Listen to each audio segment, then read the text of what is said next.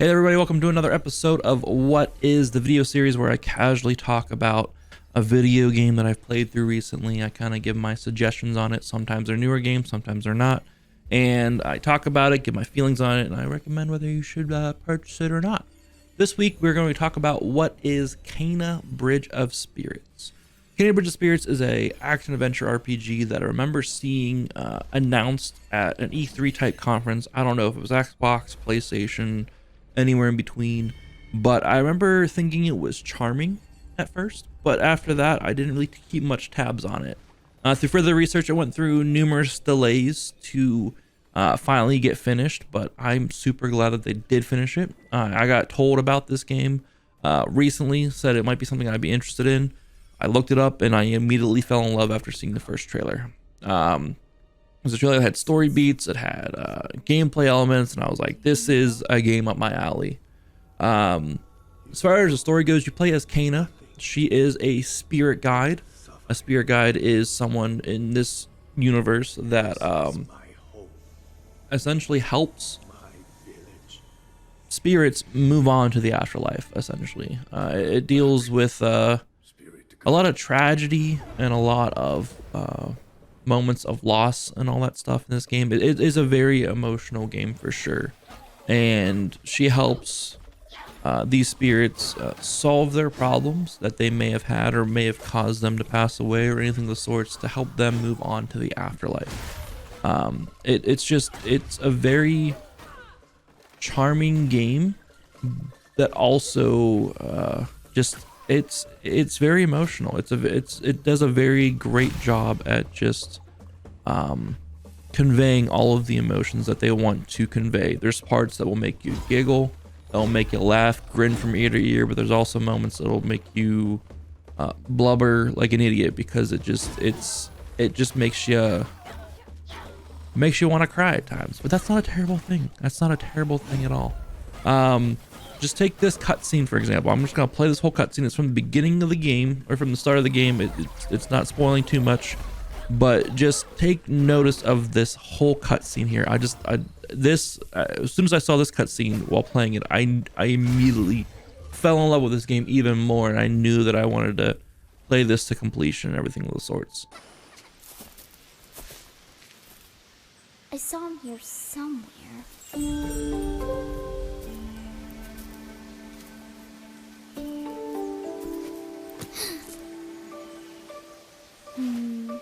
Where did he go?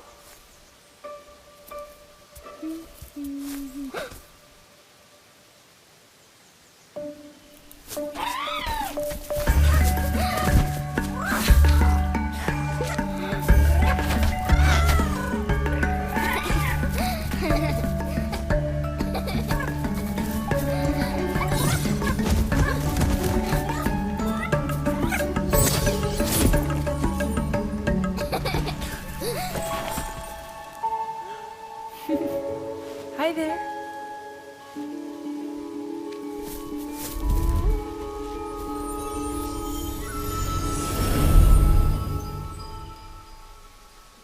And that kind of shows how like the game goes. You know, Kena's there to get to the sacred mountain shrine.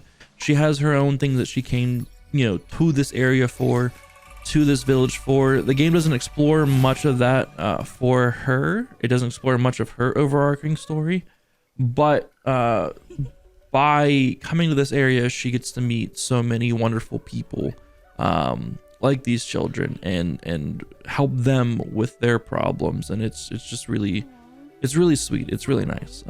And I'm not going to talk any more about the story, because I really feel like it's something you should experience for yourself rather than hearing someone else talk about the story. In terms of gameplay, you come across the little black thing that the kids were running around. It's called a rot spirit. These rot spirits are kind of your little gang while going through this game. As you play through the game, you unlock more rot spirits. These rot spirits enable you to do some different cool abilities, different cool powers throughout the game that really help you out. They pick up things and move them around to help you figure out puzzles. They help distract enemies during combat so you can get up there and beat on them. They convert some of your arrows to what they're called spirit arrows that just hit with a punch and stun an enemy.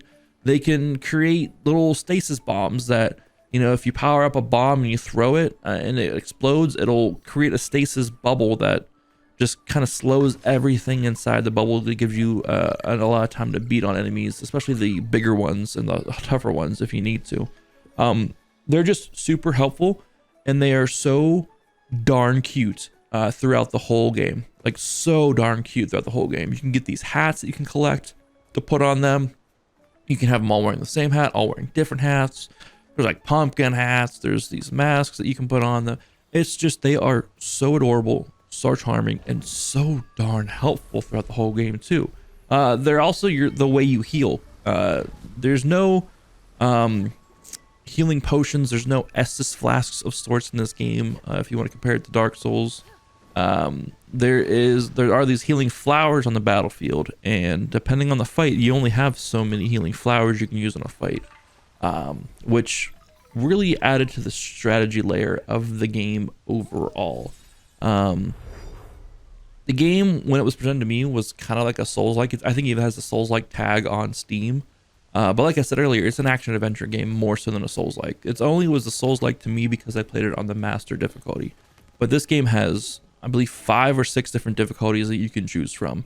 So if you aren't a big fan of the Dark Souls games, if you are just wanting to play the game for its story and to see the environment and stuff, you can play on the lower difficulty, the story difficulty, and just go from there. I mean, there's no shame in doing that because the story is so wonderful and the game is so amazing to explore. It's definitely worthwhile doing so if you are having struggles with the game. I mentioned the environment. I mentioned how good it looks. I don't believe I saw a low res texture in this whole game. This game was built on the Unreal 4 engine, which is I've talked about the Unreal Engine in the past. It's built on the Unreal 4 engine. It looks beautiful. I don't quote me on this, but I don't remember seeing a low res texture anywhere. I think everything was honestly crafted by hand by this development team and put into their game. Just like high res textures. It just looked so good. The lighting looked so good. Everything about it it blew me away, and I had no issues running the game at all. The only time it was a lower frame rate was during cutscenes where it was locked at 30 frames, you know, for this cinematic effect or whatever.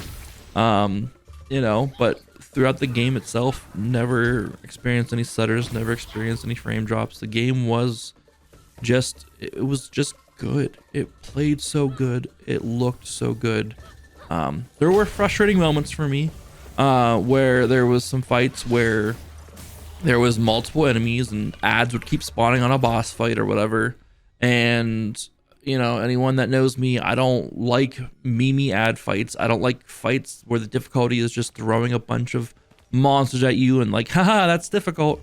Give me a solid one-on-one matchup with you know, really awesome moveset from the boss that, you know, I have to work through the strategy that way. If you can provide me bosses like that, I think it's fantastic. But as soon as you throw a bunch of ads just swarming you while you're dealing with a big dude as well, I don't think that's good fight design. And there were a few fights like that in Kena, but it just was part of the puzzle as well. Once you dealt with the ads and were able to just focus on the boss, that's where the game truly shined. And thankfully there's a bunch more one-on-one fights than there are ad fights in this game, so you know, I can forgive the occasional meme ad boss fights for the just fantastic boss fights that there were throughout the game itself. Other than that, like the sound design overall was pretty well done for the game. Just the little comments Kena makes to the little rot spirits throughout the game was adorable. The music did a fantastic job at capturing the mood during fights, during cutscenes, just conveying the emotion that they are trying to tell with their story. The music does a great job of enhancing that. The only downside I would have with the sound design is, and I even mixed this inside the game itself. I turned sound effects down, I turned music down and tried to mix it proper within the game itself, but it just felt like the dialogue lines from the voice actors and voice actresses just weren't put in loud enough into the game. And that would be my biggest complaint, because there would be cutscenes happening, music going, music swelling in the background, and you could barely hear the voice actors and voice actresses saying their lines, and it took away from some of the moments I felt.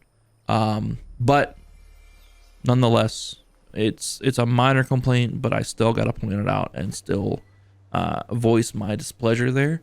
And I hope that if they, you know, do make a sequel to this game or explore this universe more, that it is something they do address with their future titles. And I would love to see more of Kana's story. I would love to explore more of her story, because I feel like this game was just so well done. So those who have played it have had nothing but great things to say about it, but I feel like this game has not gotten the recognition it deserves, because it came out, Steam says it came out in September of 2022 on Steam.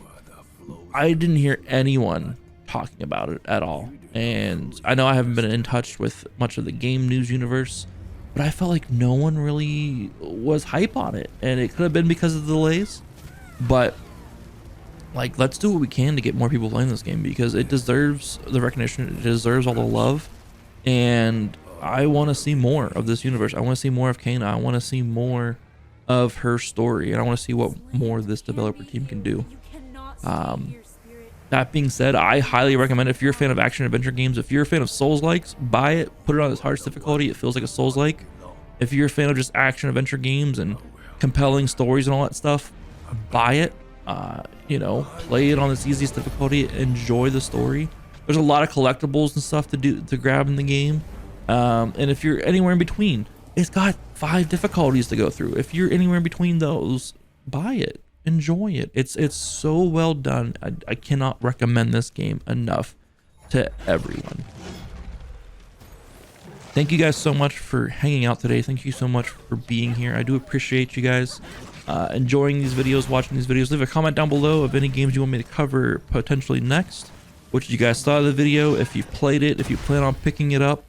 And catch me over on Twitch. I'm live numerous days throughout the week, or, you know, just subscribe to the YouTube channel. I'm also live here on the YouTube channel now every day as well. I simul stream to both Twitch and YouTube, and catch me on the streams there.